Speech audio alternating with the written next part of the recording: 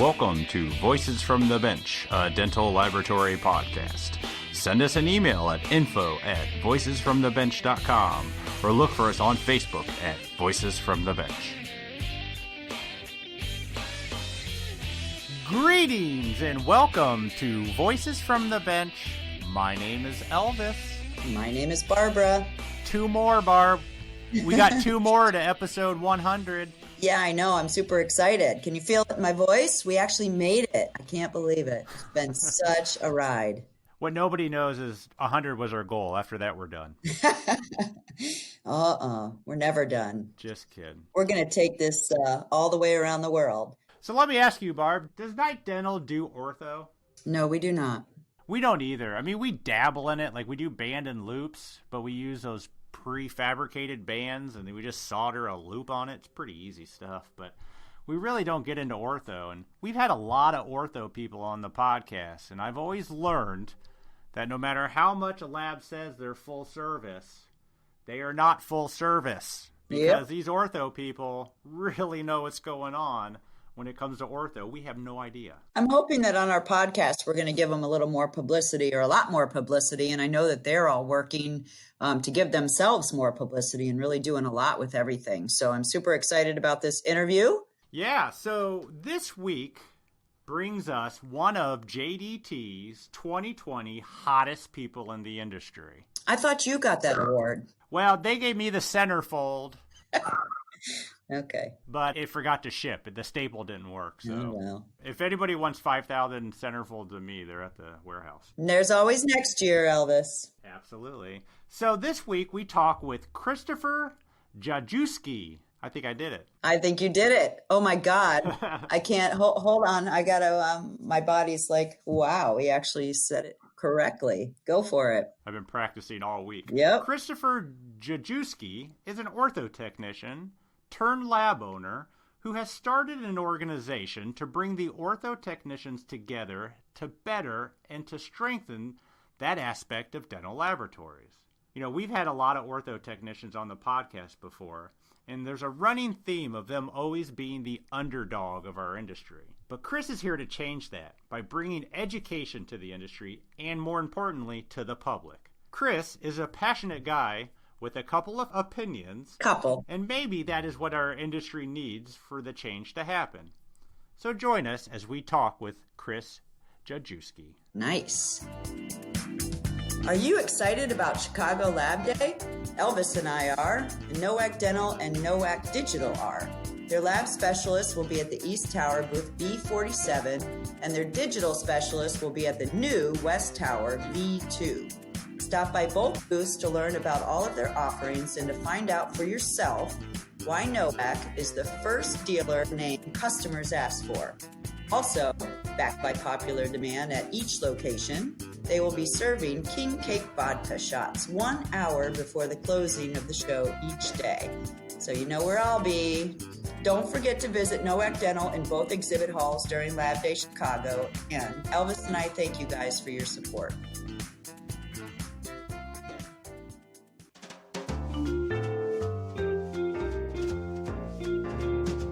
Voices from the Bench. The interview. We are interviewing a gentleman that I've met online, that we met back in Texas, and we tried to get you on when Barb and I were there, but unfortunately we didn't have the time, and I'm sorry it took so long. But finally, we have somebody who is on the 2020's hottest list for the JDT this month. Yay! Christopher Gajewski. Close enough. Chris Gajewski. There we go. Barb's got it. We have Chris Gajewski on, which I'm assuming is a very good Polish name. No? That's a Polish name, yes. That's it's what sort I of like thought. a Smith in Polish, but yes. So I was Barbara Warwinski before my grandfather changed it to Warner. So as soon as I saw your name, I knew that it was a good Polish boy. I'm not sure about the good part, but yes, Polish boy. So what's interesting about Chris is you're an orthodontic laboratory technician. You own, what's the name of your lab? Bryn Bryn Mawr Orthodontic Lab. Bryn Mawr. Where does that name come from? It's actually the name of the town. Oh, okay. Bryn Mawr is on the main line of Philadelphia. It's a very old, well-established town, like way back into the 1800s. Oh, So, sure.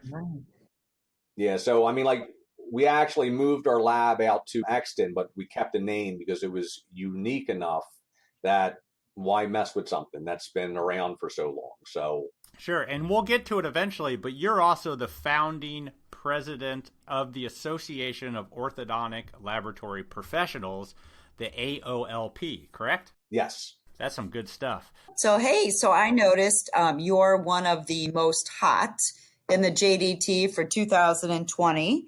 What does it feel like to be nominated as the most hot in our industry, Chris? It really blew me away. Like I said, when they were interviewing me and when they approached me for the interview and the photo shoot, I thought that they would take some of my quotes and some of the photos and mix it in with like more of a general article. And then when they sent me the proof where I was the article, I was just like shocked. Well, it's a super great article. I just read it prepping for our interview today, and just congratulations on all of the things that you're doing and have done for orthodontics.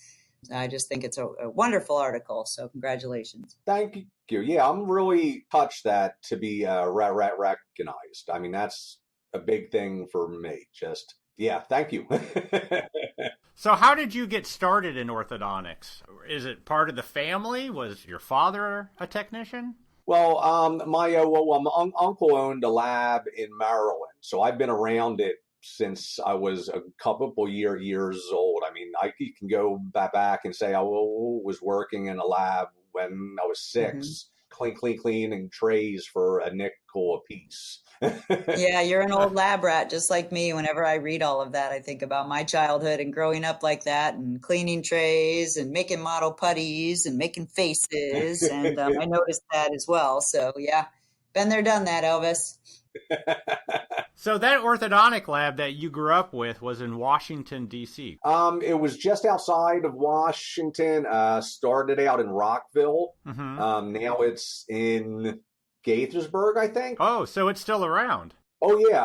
My cousin owns the lab now. Ortho Arts Laboratory. So did you go to school for orthodontic work, or how did you end up owning your own lab? Well, I mean, I worked for my uncle on and off for a long time. All through high school, through college and summers and things like that. And then I picked up everything fairly quickly. Then when I got done college with a degree in journalism, and then I couldn't find a job in my field, I went back to a lab until I could find my job. And I'm using the finger quotes, which you can't see. Yeah, sure. And then I just couldn't find anything. And then the person that I was working for, I had been working for him for a couple of years, and then he offered to sell me the lab. And at first I was like, no, I don't want to do this stuff. And then I got to find my job in journalism. I got to be a writer. And then I just thought I could balance the two with the writing and the lab ownership. So eventually he talked me into it, and I bought Bryn Mawr Orthodontic Lab with a partner. Wow. So how many employees did it have at that time? It was just the 3 of us at the time, with a part-time employee now, and now we have 5. So, oh wow, so you're growing. Oh yeah, I mean it's grown quite a bit since we bought the lab. So I mean, I've been happy with the growth. I mean, with the whole paradigm shift, it really changes everything. It's like back when I bought the lab, it was like if you picked up like 1 new account per year without losing that account, that was considered a fantastic year. Oh yeah, sure. But now everything has changed. Doctors are coming and leaving, and there's new revenue sources as we lose other revenue sources, and labs really have to be on their toes to take advantage of what's coming down the pipe. So you were talking when we originally opened up the podcast about how digital and all of that's going into your industry now, and how GPs and different skill levels are practicing orthodontics, and that you wanted to be the voice talk about some of the things that are going on, good and bad. What do you consider your passion, for really what information you want to get out there right now? I just feel that the general public does not have enough information about orthodontics. And the doctors aren't teaching them. And the big clear align or companies, they're just after the quick bucks. A lot of the GPs are just after the quick bucks. I've had conversations with GPs who are doing Invisalign, and I ask them questions about treatment and post-treatment, and the only thing that they can give me is the Invisalign spiel about how it's cheaper and this, that, and the other thing. And I'm just like, no, it's not. And I ask them about basic questions about post-treatment, and they can't answer them. They don't know what an orthodontist does. I know that I was just talking to an orthodontist the other day where another clear aligner system came and talked to him, and they acted like it was a big deal that 50% of their cases are accepted. And the orthodontist was like, that's not a good thing. That's a bad thing. So when you say it's a bad thing, what are some of the risks of being, treated inappropriately or with somebody that doesn't have the skill level? Are they only going for aesthetics and not function? What ends up happening to these cases, if you don't mind my ignorance? No, just people wind up with bad cases where it's not done right, it's not done properly. I've been in an office where a good I'm not against Invisalign. I'm not against clear aligners at all. I know that there are some doctors that practice it extremely well and they're at the top of their field. But the first thing, especially with Invisalign, because I know that, so I'll go with that. The first thing that the doctors get back is a CLIN check. Now, I've been in the room with the doctor going over a CLIN check, and they are actually like screaming at the other person, like, no, this doesn't work. And this, because what happens on the computer is very different than what the doctor knows is going to happen in the mail. Mm-hmm. So when a patient goes into a GP's office that doesn't really know orthodontics, they're just going to use the accept button like you would use the easy button at Staples. Mm-hmm. And just like hit that button and ching ching, and here comes the check, instead of losing that money to an orthodontist. But an orthodontist can see a CLIN check. I'm not an expert in orthodontics, so I never went to school for orthodontics, but I know a little bit about teeth movement. And what I know myself is that I will never treat anyone. I have all the same technology. I got 30 years experience. I've been resetting teeth. When my daughter needed treatment, I sent her to an orthodontist. When I needed treatment, I went to an orthodontist. Mm-hmm. Now, of course, the orthodontist, he came back and told me that mine was simple enough to just do it myself, but that my daughter, he wanted to treat her, and that's what I did. Mm-hmm. Interesting. Yeah, it's just, there's too many doctors out there that are using Invisalign and the other clear aligner systems, and they don't know how teeth are going to shift, what's going to happen. And they're just where an orthodontist does. That's what the extra 2 to 3 years of specialization is for. And it's really no different than a lot of things, that if you want something done right, you go to the expert in it who does it all the time, rather than the guy or the gal that does it occasionally. Exactly. And that's what a big difference is between a GP and an orthodontist. It's the same way with all doctors. Like a family doctor does have the same training as a surgeon. And an analogy that I use is an appendectomy. A field medic in the Army is taught how to do an emergency appendectomy. I can find a YouTube video on that, and I could perform an appendectomy. It's fairly simple. Sure, yeah. It's a very, well, no, if you, because I did learn a little bit about it. It's a very simple procedure. It's just a slight incision. You go in, you find the sucker, you cut it out, you stitch it up, and that's that.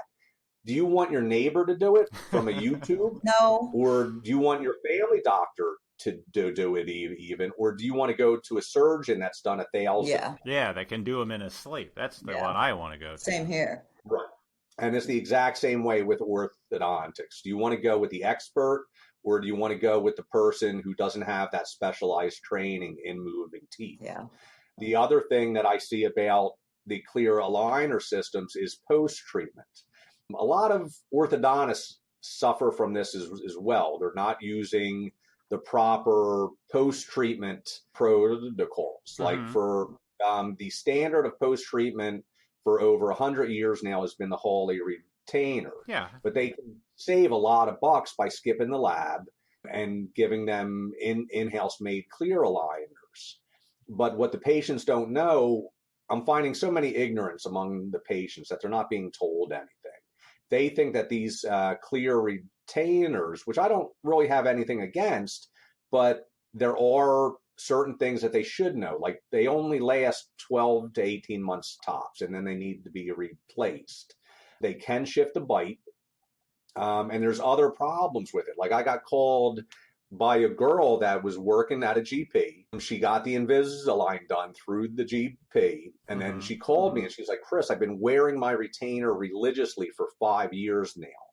And all my teeth are starting to shift. What's going on here? I'm like, well, like what kind of retainer do you have? Because I work with the doctor's office, so I don't remember ever making them and any retainers. And then she explained that she was wearing an invisible one.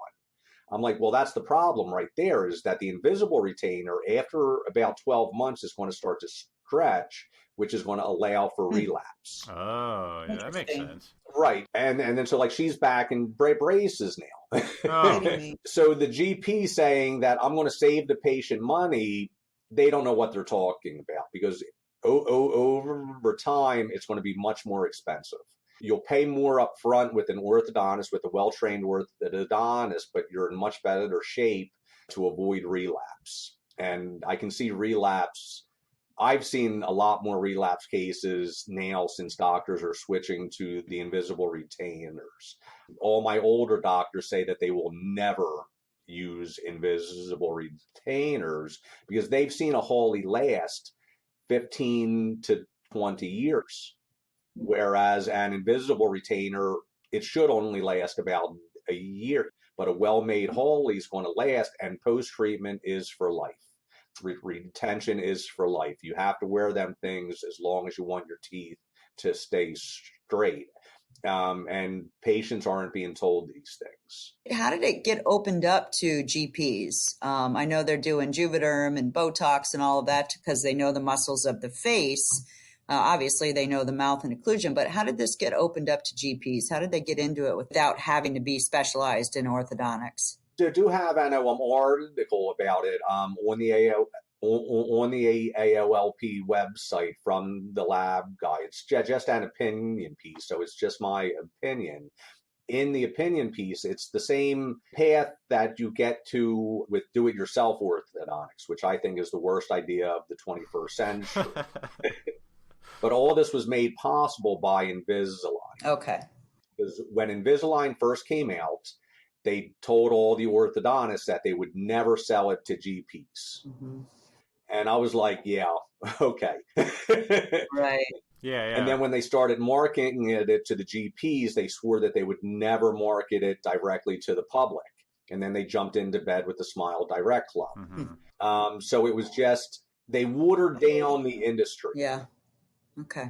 And then so like now all the doctors, all the orthodontists are screaming about the GPs, and the GPs are screaming about the do-it-yourself stuff. And I'm trying to explain to all of them, it's all the same monster. Mm-hmm. And you all continue to feed this, and this is your fault. Yeah. Yeah. I mean, you want to scream about the Frankenstein monster, but you open the door for him and you put out the welcome mat, and now you're serving him tea. Always bite the hand that feeds you, right? Yeah. Invisalign is a weekly or a bi-weekly tray change, but once you're done with it, then they put you in the exact same clear aligner for weeks, right? Well, they give you, I think at the end of treatment, you get 3 sets of aligners. So by my math, that gives you 3 years tops. Patients are leaving Invisalign treatment thinking that these things are permanent. Yeah. They're not being warned about post-treatment protocols. They're not being told that retention is for life. They're not being told that these things only last a year to 18 months. I know what material it is. It's a form of Zendura, which is one of the top materials out there. But even on the Zendura site, they'll say that it lasts about 18 months, as opposed to 12 months with the other materials. It's just clear plastic. I mean, it's the same as saran wrap or something like that. It's going to stretch. It's going to warp. You can grind through it. It's going to crack. Yeah. You don't have that problems with the hull. Yeah. Interesting. Because the standard post-treatment protocol now is 24/7 wear for the first 6 months, and then nighttime wear after that. And there's reasonings for that. Don't ask me how I know this, but I read somewhere once where after orthodontic treatment, it takes the roots about 290 days to really heal. Really? Huh. But just so that's why it's the 24/7 wear for the first 6 months. Mm-hmm. Now, after that first 6 months, though, the same forces that made the teeth crooked in the first place are still there. Yeah. They're still at work. So whether it's genes or habits or whatnot, it's still there. So your teeth, as I put it sometimes, your teeth remember where they used to be and they tried to get back there. So without that nighttime wear, they're going to shift back and you're going to have relapse. But there's going to be the do-it-yourself orthodontics kiosk at the mall so that you can pay a few more grand, which is going to cost you more money instead of doing it right the first time. Sure. I mean, that's a problem our whole society has. Oh, yeah. Well, everyone wants everything done quick and cheap. Yeah. Quick and cheap orthodontics is not a good thing. So when did you start the Association of Orthodontic Laboratory Professionals? When did that whole idea come into play? Well, it's really been an idea out there now for a long, long time. Like we've been talking about it now for a while because the ortho lab industry, we kind of feel like the unwanted stepchildren of the dental lab industry. We don't have a voice with the NADD, DEL, and there's no outlet for us. I mean, if you go to like Chicago or Lab Day, there's no ortho there. Yeah. None. I mean, I was at the last Chicago, it's the Midwinter, I guess, or the Lab Day North, or yeah. I forget exactly what it's called. But they had like 1,000 classes in the book, and I went through the entire book, and I found one that I liked, and then two that I might like. Mm-hmm. So I was like, okay. But I know that the DLAT, the Dental Lab Association of Texas, they wanted to start doing more with ortho. And a lot of the states, because there's a difference where in some states you don't have to be a CDT, so you don't need the continuing education like here in Pennsylvania. But in Texas, you do need the continuing education. So even if you're an ortho lab owner, you still need that continuing education. So you would have all these ortho people going to these events and basically like sleeping their way through classes on crown and bridge and other things that occurs in the dental lab. Yeah. I've been doing ortho now for over 30 years. If you put me into a dental lab, I would have no idea what's going on. Mm-hmm. So they wanted to get more involved. Ernest Cadenas was the president of the DLAT at the time, and then he started to groom Cade to be the next president and to get more ortho involved. So when Cade became president, he started to reach out and started to work with Priscilla Meyer, and they got me to come down to lecture on the new orthodontic lab just to get more ortho out there. And then, like I said, it was something that we've been talking about for a long time. It's sort of like, well, if you're not going to do it, I'm going to start it. Yep.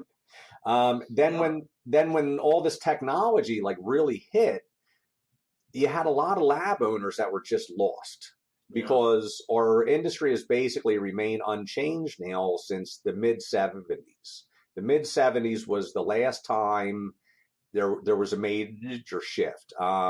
Before then, we were making bands for teeth, and that was about half of a lab's output. Then when they came out with the pre-made bands in the mid-70s, a lot of labs died because they had to shift to the Hawley and Hyrax labs. But since then, it's basically remained unchanged. So now you got 2010, say, and the digital revolution, and it goes much beyond that, with the lasers and the 3D printing and the software and the computers. Like when I bought the lab, the first thing that I did is I bought a new computer because the old one, it was a dinosaur. And the only thing that I used a computer for was for bookkeeping. Yeah. Now I own, I think, like 6 computers. Wow. I got an IT guy on call because you need that kind of stuff. Sure. And then a couple lab owners, one that I knew personally. Now, I don't know exactly what the reasoning was, but they did kill themselves, which was a sad event. I mean, even because I considered the guy a friend. And then plus with the introduction of all the technology and all the changes, that brings in all of the vultures as well that can take advantage of people. Sure. So I wanted to start getting like more information out there. I wanted to be a resource. Couldn't do it on my own, but then I decided to do it on my own. Congratulations. Yeah, it's amazing. Yeah, I mean, like we talked about it and talked about it and talked about it. We were getting more involved with the DLAT. So I just went out and hired a lawyer, hired a web developer, and formed the AOLP. Then I guess it was 3 or 4 years ago, I went down there. And at the end of the meeting, I said, look, I formed this. Who wants in? Do you want me to continue this or not? And then I got a lot of fantastic positive responses, both from the techs and the lab owners and from the vendors, because everything is changing. So the vendors need to change as well, and the doctors need to change as well. So now I'm getting interest from vendors and doctors and practices around the world. So it's been it's been a wild ride that I really haven't been able to keep up with, but I'm trying my best. Yeah, that's exciting for something that you just, I mean, when did you start all this? It was just a few years ago, I think I launched it. That's pretty cool. I mean, like the website still isn't where I want, because I'm also a lab owner, so I got to put it in a lot of time for that, and then in my little free time, I'm trying to do this, that, and the other. Yeah, tell us about it. You know. I'm sure that you understand that. Yeah. So you have a board of directors now. Yes. I think the article mentioned you had like 60, 70 members. At the time, I think we had about 60, 70 members of the AOLP. I'm looking for a lot more support from the our Facebook group. I think it's nearing about 1,000. Yeah, I saw that. Nice. Good for you. And then another Facebook group that I started that with the 3 shape, that's got over 3,000 members now, and I'm really surprised at that one. It's just like growing and growing and growing. And that particular page without support. So, wow. Because people are looking for information. They need information. Well, I can tell you on the podcast, Elvis and I have had a couple, Cade being one of them, Ortho folks on the air, and we were at the Texas meeting as well. So my feeling and Elvis's feeling is that Ortho is really coming out into its own right now. So you've really picked a really great time, you know, to start shouting it from the buildings and getting it up there. And the association, AOLP, you know, I saw you guys in the magazine. It looks like you have a real strong board and you're just getting a lot more people on board. So this is a great way to get it out there as well with our podcast. So you're doing all good things. Why, thank you. And that's the hope, because we really need the support, because without a big group behind us, it's like the NADL or the AAO, it's really a grassroots kind of thing. So we need people on board so I can get the attention of the NADD, DDL, and the AAO and anyone else. Hell, if the ATF wants to sponsor us, they're more than welcome. Heck yeah, absolutely. Yeah. FYI, we're not wearing our NADL hats, but Elvis and I are both on the board. So It's a good start in the right direction. So I'm happy to talk with you offline. Yeah, I mean, that's really how the AOLP it got started. Like me and Michael, oh, I'm drawing a blank. ODL Orthodontic Lab up in Buffalo. Michael, I'm gonna call in with Yeah, his you name. can. We'll just insert it right in. He started a Facebook group first. And then like we had like long conversations back 6-7 years ago, if not more, with the current board of the NADL.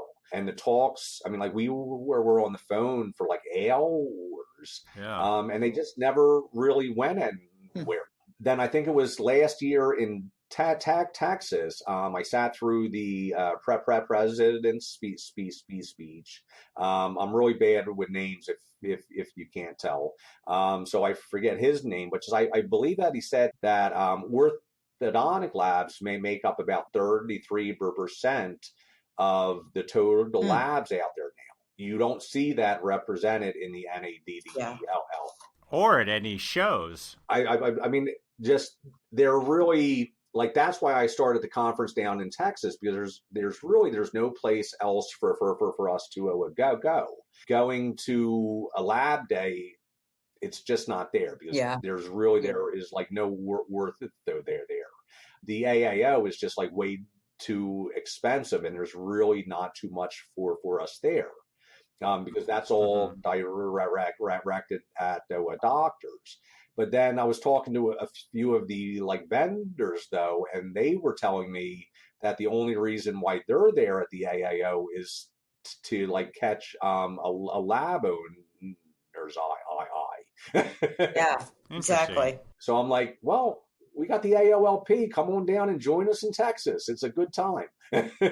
Yeah, so your meeting happens the same time in the same place as the DLAT, which is the Dental Lab Association of Texas. You have presentations going on at the same time? Yes. Is that how it works? Yeah, I mean, I couldn't have done anything without the DLAT. They basically allowed us to have rooms, and they took us underneath their wings. So I can't thank them enough, because I would not have been able to make it happen without them. I think that like last year was our first official conference where we were essentially on our own and not using their resources. And let me tell you, I ran my butt off. I think I slept about 4 hours the entire weekend because I don't know how to run a conference. I'm a lab guy. I'm a journalist. Yeah. Well, from what I heard, it turned out great. I mean, Barb and I were both at the meeting. Oh, yeah. And it was packed, and there was a great vibe, and we heard positive things about the AOLP. Yeah, and then like, well, we've been growing in size each year, so I'm really looking forward to see what happens this year in 2020. I'm sure. Make sure that when you guys start finalizing your schedule, that let us know, and we'll do some announcements on the podcast to kind of hype it, because you're right, it's a limited places ortho technicians can go, and this is just a great place to get your CE or just the education that you need. Yeah, I mean, and not having to sleep your way through a crayon and bridge class. I get it too. I get it. I mean, I guess is that I'm just a lot lucky because the two states that I've worked in, you don't need the CEs, so I've never had to deal with that. But I just can't imagine. I mean, I know that I've been doing this for like 30 years now. For a bit over 30 years, I've been involved. I was talking to, I think, Cade about the CDT test, and I was like, well, I failed that one. Oh, the general. Yes. Yeah. You'd probably ace the specialty of ortho. Oh yeah, I mean, like that. I'm sure, but just I mean, I would really be completely lost if I walked into a dental lab. I would have absolutely no idea what's going on. Interesting. Well, same if I walked into your lab, I'd probably have no idea what's going on. You're in a good company because all of my family and friends have no idea what I do for a living. I fought with my mom, or I corrected my mom for the first for 25 years. She would tell people that I made teeth. Yeah. For the first 10 years of that, I correct her, and then I just gave up at that point and just said, "Yes, Mom, I make teeth for a living." Yeah. It's just easier that way. Yes, it is. What's next for the AOLP? What's in the plan? Other than your March meeting. Yeah, I mean, our March meeting, it should be exciting. We got Leon now is like I'm heavily involved, and they're coming out with some fantastic stuff. They're coming out with like TADs and the 3D printed RPEs. And a bunch of other stuff. And then Leon as well, I mean, they are on par with the DLAT. Leon America was what was the first vendor to sponsor us. And just nice. Like me as a Philly guy, that means a lot to me. So just, I mean, I'm really happy that they're taking advantage of their sponsorship, and they were like, we're coming out with this, and this, and we can have a class on this and a class on this. So we're still firming up the class schedule, but it's going to be I'm heavily with them. We just picked up the Carbon as a sponsor, and I'm excited about that. That's great. Carbon? Yes. Wow. Yeah, I mean, just, because like the funny thing about Carbon is that every lab owner out there, because that's something else that's changed in our industry. They are seeing the price tag on the Carbon and they're like, oh my God, no. Yeah. No, we know about that. But just, I mean, but even that, I mean, that was like a major shift in our industry. I mean, just as a small lab owner, I know that I would put out a couple $1,000s here, a couple $1,000s there. When for the AAO specials, I would like wince when I wrote that like $5,000 or $6,000 check. Yeah. But now everything has changed. Now it's $10,000 here and $40,000 here and $60,000 here. So it's like we're still trying. I guess that in a way we are still trying to force the 3D printer companies and software companies to give us exactly what we need, because we still need solutions. And I'm extremely happy with what Carbon is doing.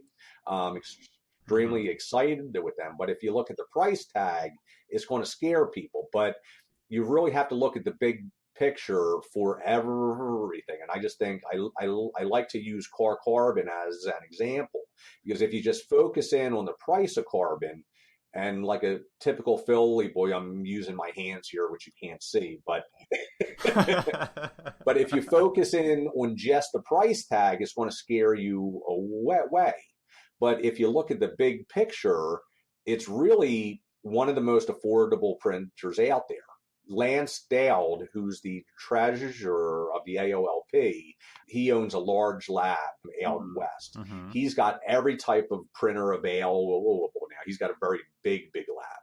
And I was talking to him about it one day, and I'm like, yeah, Lance, it's $50,000 a year. And then he looked at me and he was like, Chris, I figured it out. It's my cheapest printer to run. Interesting. So that made me take another look at it. And if you look at the big picture, it becomes much more affordable. Wow. Interesting. Do you have a Carbon? No. I got to wait for, I can't invest in any more printers now until I get these loans paid off. But it should be on lab owners radars though. Yeah, it's definitely on ours. And I know Barb's got like 100 of them. 3 of them. Oh, yes? Yeah. I have 3 of them. Okay. My dental has 3 of them, I should say. Okay, yeah, I mean, I've heard fantastic things about them. I was out there in San Francisco, so I got to see everything. It's some cool stuff that they're coming out with. I agree completely. I know you think the Ortho Lab call themselves the unwanted stepchildren, but Yeah. I really, all I hear about is big Ortho Labs and Ortho Labs everywhere, it seems like. I don't understand why your organization and your profession is so lesser. I don't want to say lesser known, but it's, quieter when there seems to be so big. I'll never forget Visions last year at the Business Roundtable. I sat next to a guy from Canada that had like an ortho lab with like 300 employees. I was like, wow. Oh, yeah. Yeah. It's unbelievable why you guys aren't almost bigger or the same size in organization as the dental labs. I can't answer that one. Yeah, I don't know. It's odd to me. I agree. I mean, I guess that's one of the things that I'm trying to do is just like wave my hands in the air saying, hey, we're here. Yeah. I think Texas is a great place to start. That's a real solid, strong show. Yes. Yeah, I mean, and the people there are fantastic. I don't know about the highways there, but everything else I like.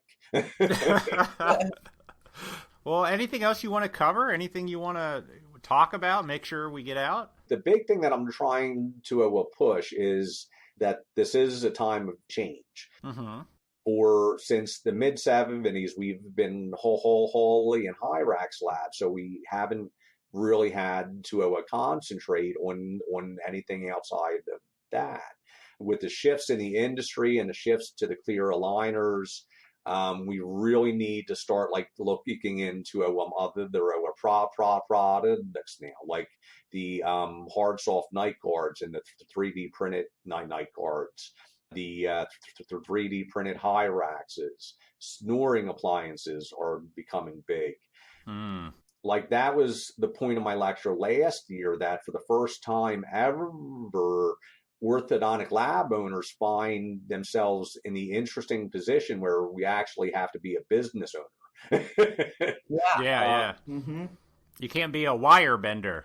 Right. Well, yeah, I mean, because up till now, we really haven't had to be a business owner. All that we had to be is a good tech. And then so like now we are in the position where we will have to think like other business owners on expanding and the ROI and all of that kind of stuff. I remember I was having a conversation with Christian Sarman of I'm drawing a blank there. He's got a huge lab. He's like a huge lab outside of Boston. And the first time that he mentioned to me the simple phrase of ROI, I had no idea what he was talking about. So I was like, yeah. And then I had to jump on my smartphone and look at it up, and I'm like, okay, any first year business major would know what this is. But I had no idea. And so you really have to become like more of a business owner and get more involved. Maybe those are some good classes you could have during the Texas meeting. Well, I mean, I'll be back by a popular demand. I'll be redoing mine about business ownership and the changes in the industry. Oh, there you go. And then we're going to have a lot of classes on all of the new stuff that is coming out, on the 3D metal printing, on the TAD appliances, on the designing and the fabrication of the 3D printed splints, stuff like that. So I mean, I'm just trying to help out labs, because as we say, we're all competition, but just we're all lab owners first. And that's the way that I look at things. Same here. Well, yeah, Barb and I both agree that even though we're all competition in some way, we need to band together and strengthen our industry in order to improve our industry, which will trickle down and improve everybody's individual lab. So Yeah, and that's why I'm concentrating on like labs. I'm concentrating on the patient. Like I've been accused by doctors that I come out against Invisalign and things like that because it hurts us labs. And then I just tell them, I'm like, I've seen a 30% growth in my lab, so it can't be hurting me all that much. It's not about the money; it's about the patient. yeah. I really do care about the patients. I want to see them properly informed, properly educated, and properly treated. Yeah. Yeah, it's very important. That's good. That's good to have that philosophy going forward, especially with the Yep. association. Mm-hmm. I agree. Awesome. Yeah, Well, thank we you. appreciate it, Chris. That's some good stuff. I really encourage everybody to seek out this organization, Ortho Lab or not. I think it's important. It makes a lot of sense that what you guys are doing. Thank you. And then, I mean, a lot of the plans that we have for the AOLP are not realized yet. Plan on getting a lot more involved now because I'm backing away from my lab a lot. I brought in a new young guy, a new young partner. So like he's got all of the energy in the world for that. Yeah. So I'm like, okay, so like now I can start concentrating more on that bigger picture and the AOLP, which I hope will trickle down to all labs. Yeah, I hope so too. Yeah, I think it will. Good luck. Thank you. And I guess I'll be seeing you all soon. Yeah. Yeah, absolutely. Good visions. Yep. Yep, I got my flight all scheduled and the hotel room is booked. And now I'm just trying to get a discount on the registration. Yeah, You. sure. I was like, but I'm a hottie. I get in for free, and they didn't understand my sense of humor. Awesome. Awesome. I appreciate it, Chris. Thank you so much. Thank you. Thanks a lot for I'm having. Absolutely.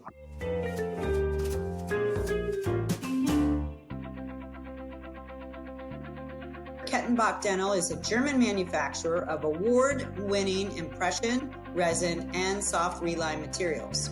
In the United States, they have a team of dedicated manufacturer representatives who are eager to help support dentists and dental labs achieve perfect results from start to finish. They believe dentistry is a balance of art and science. In reality, not all impressions and impression materials are created equal. So Kettenbach is here to help with award-winning products like Panaseal impression material, which achieves the lowest contact wetting agent, making the material the most hydrophilic on the market. Products like the famous Futar Bite Registration offer your lab and clients accurate bite records with no rebound, and it's easy to trim. Unique products like Mucopren Soft, a resilient soft reline silicone that is resistant to contamination, offers an excellent bond strength to a removable prosthesis, making this a long-term reline solution lasting the patient years, not months. Kettenbach Dental only sells direct, and with no middleman markup, you and your clients are likely to save 30 to 50% on material costs without sacrificing quality. A great way to start with Kettenbach is to try the Panaseal Lab Putty Hard or the Lab Putty Soft for your dental lab's matrixing, indexing, and duplicating needs. The additional silicone putty comes in a 5 kilogram base and a 5 kilogram catalyst, 1-to-1 mix with no additional messy gel activator. How about a box of the Panaseal Lab Putty and a box of the Futar Bite Registration, all for $1.99? Simply call Kettenbach Direct. It's 877-532-2123, and do mention the code Dental Lab Podcast 199, so that'll tell them that you heard it on our podcast. For more information on Kettenbach, check out their Facebook page or visit kettenbach-dental.us. Kettenbach is standing by, ready to help your lab and your clients achieve inspired patients with impressive results. So a big thanks to Chris for coming on the podcast. I think Elvis said your name correctly, so I'm just going to leave it at that. Since coming on the podcast, Chris has actually sold his lab to his partner to work exclusively with the AOLP. He really believes in banding together. So if you're an ortho lab or your lab does ortho, we suggest checking out the AOLP and becoming a member. Check out a link to their website on this episode's show notes. By the way, if you're going to Lab Day, they will have a booth to promote all of the good that they're trying to do. Head over to the West Tower, booth W2, to learn more about the Association of Orthodontic Laboratory Professionals. And remember, this is Elvis's slogan, we are all stronger together. And it's ultimately for the benefit of the patient. And after Lab Day in late March, Chris and the AOLP have partnered up with the DLAT meeting in Texas. We talked about it in the interview. Mm-hmm. They have a ton of ortho-specific vendors and education seminars to attend. So every technician should head over to their big meeting that happens in Grapevine, Texas, March 26th to the 28th. Barb and I will be there at the Argon booth again, recording all the great things happening at this meeting. And make sure to check out a Thursday night Topgolf event sponsored by Alien Milling. We will also be there recording in a much more relaxed and fun atmosphere. And there might even be some fireball that evening, but you never know. Like I was saying last time we talked about this, I'm way ahead of myself, but I'm there to work, so I'll do it later. I'm glad Fireball Barb is back. I was going to ask you that. Yeah, she went away for a little while. Yeah. Life's been life, but starting to feel a little more like myself again. So thank you for recognizing that. Yeah, welcome back. So Chris has some opinions on the clear aligner industry, and while many individuals have different opinions on this subject, we on the podcast might or might not agree, but we share everyone's opinions, and I think that's why you guys are listening to us. And the same goes for people not liking mine or Elvis's, but this is what we're trying to do with the podcast, to let everybody share their opinion. I mean, heck, I'm going through Invisalign right now. Yes, you are. So while I might not agree 100% of what Chris or any of our guests have to say, he does make some really good points. If there is anything anyone can agree on, it's education. Yep. Well said, partner. All right. There is only one more episode before we all gather in Chicago for LMT Lab Day. With everything going on that weekend, all the events and education, make sure you find some time to find us recording at the Argon booth in the East Tower.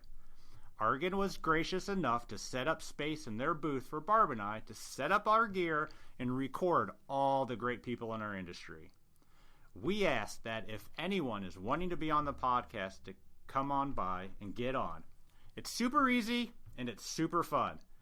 If you're an attendee, a speaker, a vendor, or anyone with a story, stop by. We'd love to chat with you. And even though you will find us at the Argon booth, we want to give a shout out to all of our current and past sponsors that we have had on the podcast.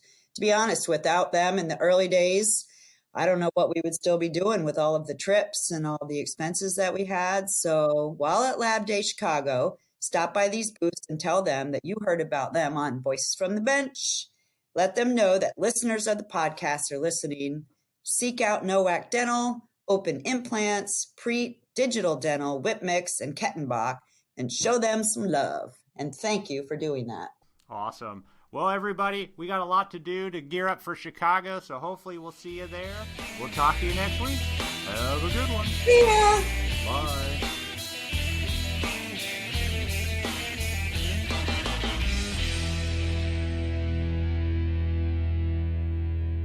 It's my turn. I know, and I'm totally fine with that.